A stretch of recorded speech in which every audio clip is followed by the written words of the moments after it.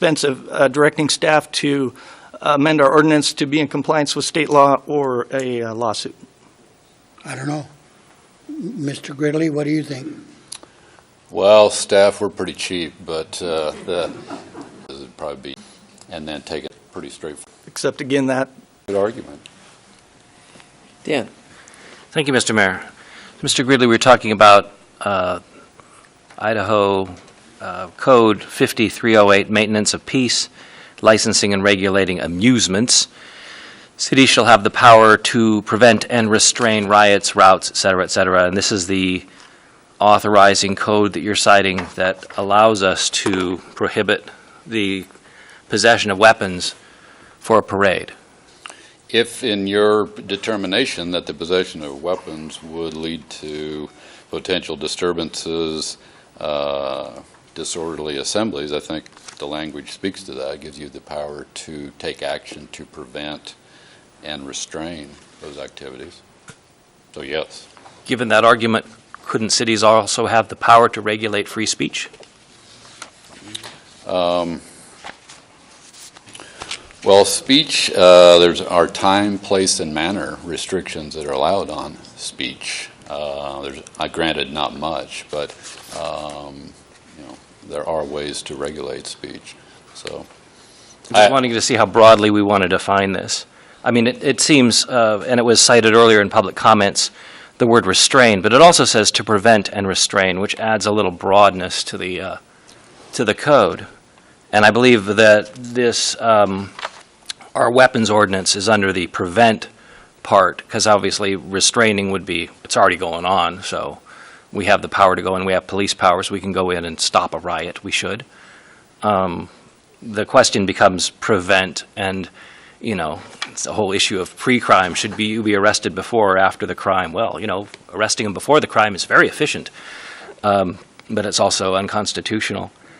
I have an issue with the broadness of the definition of weapon, which is defined in our code as a pistol, rifle, shotgun, or other firearms, whether loaded or unloaded, air rifle, air pistol, explosive, blasting caps, knife, hatchet, axe, slingshot, blackjack, metal knuckles, mace, iron buckle, baseball bat, axe handle, chains, crowbars, hammer, stick, pole, club, or other rudimentary instrument, which means, legally speaking, if you have a 4th of July parade... Wait a minute, read the last sentence. And I'm not intended for possible use as a dangerous weapon. Right. Right. So, but these things are all prohibited. I mean, you know, that goes back to intent. So theoretically, I'm carrying a weapon in front of a parade. If I have no intent to use it, am I okay? I think it does broadly prohibit weapons within 1,000 feet of a parade, except in, I think, motorhomes and other confined spaces like that.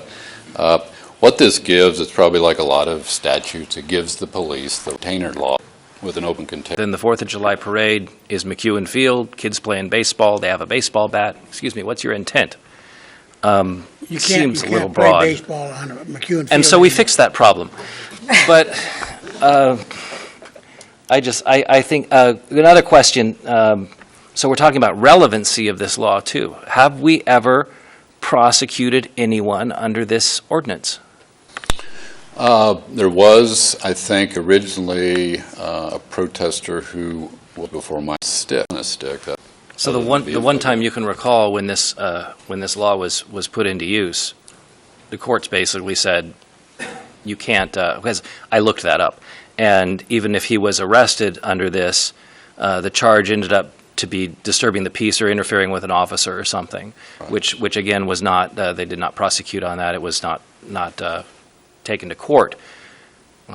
So I'm just looking at this from an effective standpoint. If we pass ordinances and rules to try to do certain tasks, has it been effective? I mean, as an argument to say, let's get rid of it, is it being effective? I know that our problem with the people up north, I mean, that was Southern Poverty Law Center came in and hopefully clean that up. I know we still have occasional demonstrations, but if this law has never been put into effect other than the one guy who protested the Aryans, And that Well, was not, but I can't do we speak need it? to the number of times a police officer has Public safety, I'm not opposed to the weapons changes.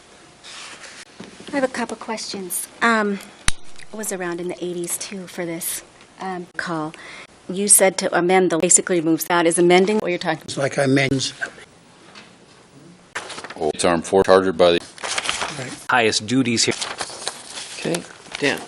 Mr. Mayor, I can't support this motion. When I was elected, I swore an oath to uphold the Constitution. I believe that one of my highest duties here as an elected official is to protect people's rights. One of those rights is the right to keep and bear arms, so I cannot support this. Discussion? Okay. Steve, do you have anything to? Yeah. So we have a motion on the floor to keep the ordinance. We have a motion and a second. All those in favor? Aye. Opposed? No. Nay. roll call, Do you want to do a please. roll call or not? Evans, Yes. Adams, No. Gookin, No. Miller, Yes. Ettinger. Yes, Okay, so that motion carries.